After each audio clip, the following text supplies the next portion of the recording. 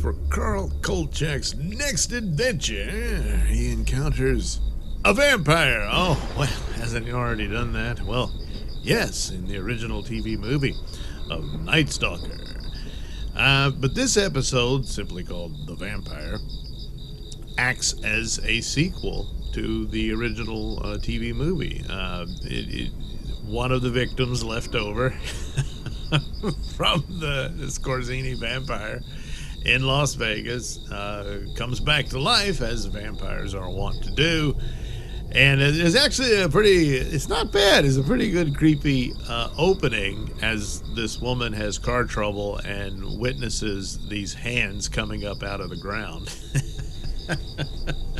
She gets away, apparently. But there you go.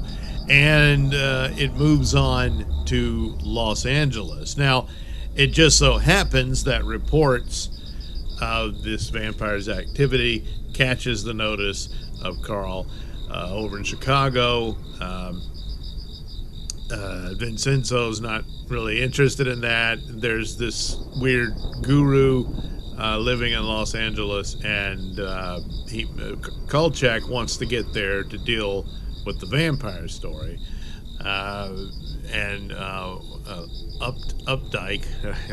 Uptight was initially going to go, but Carl was able to outfox him by having more knowledge about the guru and whatnot. So Vincenzo says, all right, Carl, you got the Los Angeles story. So off Carl goes, gets there.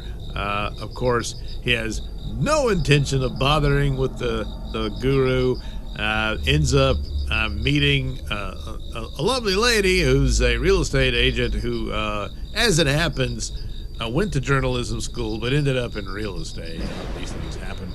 And she was selling the property of the guru. That's how he meets her. So he finagles her to go ahead and write up the article about the guru, since you've actually met him, because Carl's not going to bother to take the time because he's too busy investigating the vampire. So this victim, was that victim. She's now the predator, the vampire, is now working as a call girl. Probably was doing the same thing in her previous life, but this is how she gets her victims.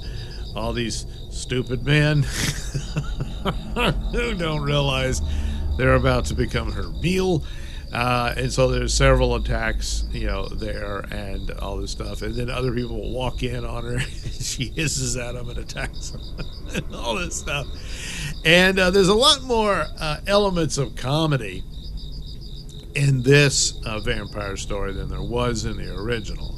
Of course, there's the eccentricity of Kolchak himself and all that, and him stumbling around in his clumsy way of trying to deal with this.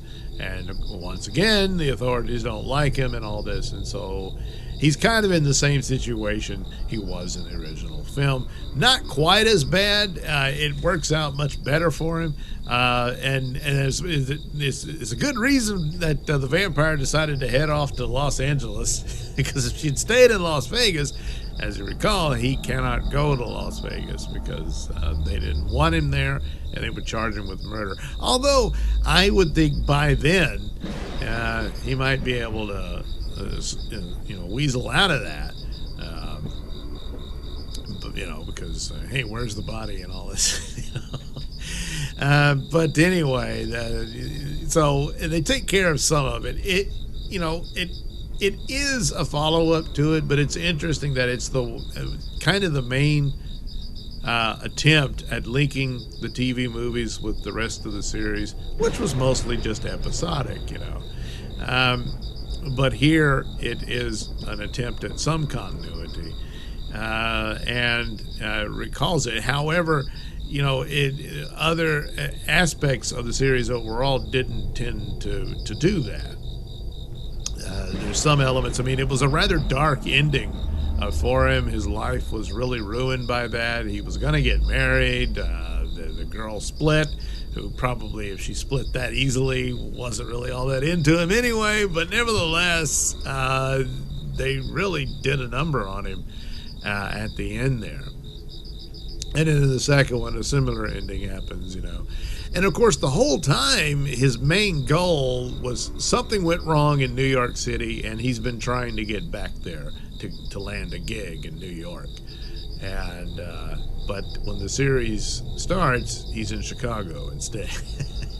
So it's never really followed up on or mentioned in that aspect, because, well, why was he so bound and determined to get there, and then doesn't really seem to be pursuing it anymore.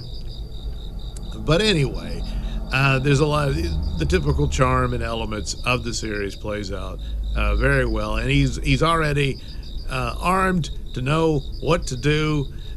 So he sets himself up to be a John for this call girl, arranges for her to show up, but unfortunately she was busy elsewhere, so a substitute girl showed up. And so he attacks her with a cross. And she's like, what the hell? And said, listen, Father, thinking he's a priest or something, trying to, I guess, save her from, being a fallen woman or what have you. But it's that kind of thing of the clumsiness of this. Well, it's the only hero you got is Carl to deal with this evil monster. Murdering people all over the place. So eventually he does catch her. Now, it's an odd choice of how they do this. Of course, they weren't going to copy the exact end that happened in the original movie. Here, well, there's a very large cross on a hill out there. And so this is at night. He attacks her with a cross and all this stuff. And she's trying to get away from him. And then ultimately he draws her into his trap and ignites the cross. so burning cross, Well, that's not what he meant, of course.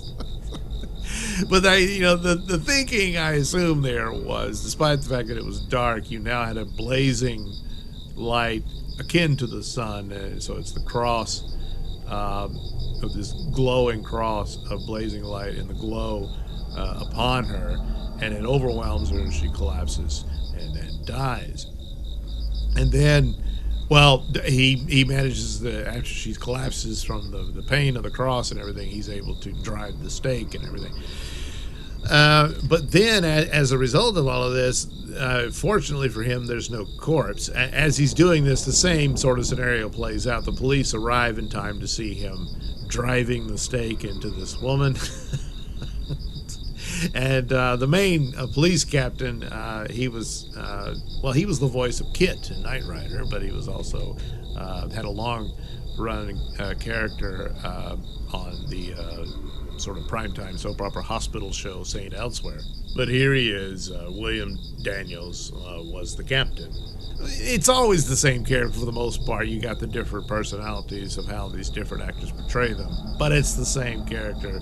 They can't stand Carl Kolchak, so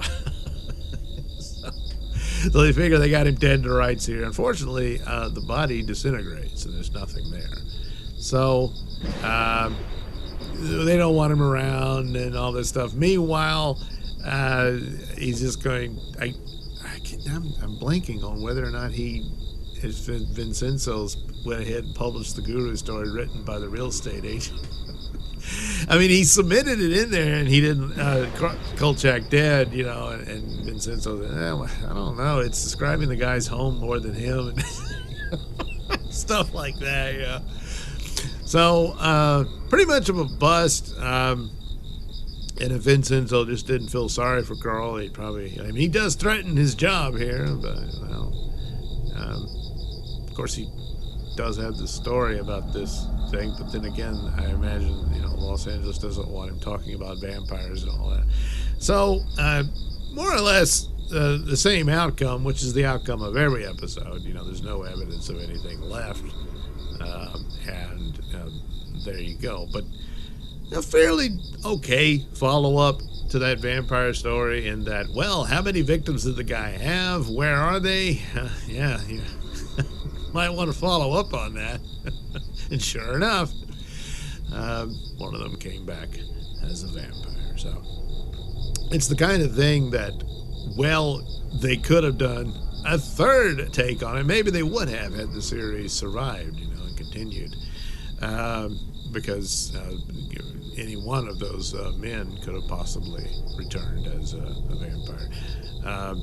But I think, he did make mention. I think they incinerated all the corpses of the. So once again, even though the authorities deny Kolchak's, revelations here, quietly they all, he's probably right, that kind of thing. But anyway, it's a pretty good episode, and interesting that it did indeed follow up on the first Kolchak adventure.